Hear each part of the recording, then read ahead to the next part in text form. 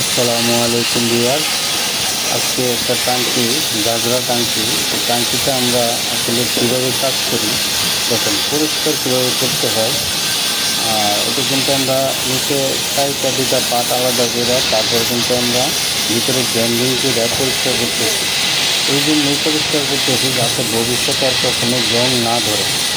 তারপর আমরা পরবর্তীতে আমরা এটার ভিতরে ফাইবারের কাজ করব। ফাইবারের কাজ করার ফলে ভিতরে আর কখনো জং ধরবে না। এটা শেষ হওয়ার পরে আবার উপরে যে গাছড়াগুলো দেখতেছেন, এই গাছড়াগুলো আবার কিন্তু ফাইবার দিয়ে রিপেয়ারিং করবো। তো এটা 100% একুরেট হওয়ার পরে কিন্তু আমরা কালার ফিনিশিংয়ে যাবো।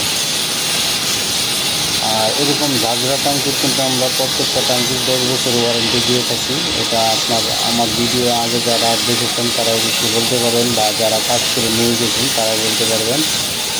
এরকম যাদের ঝাঁঝরা ট্যাঙ্কি আছে তারা অবশ্যই আমার সাথে যোগাযোগ করবেন। ধন্যবাদ। আসসালামু আলাইকুম।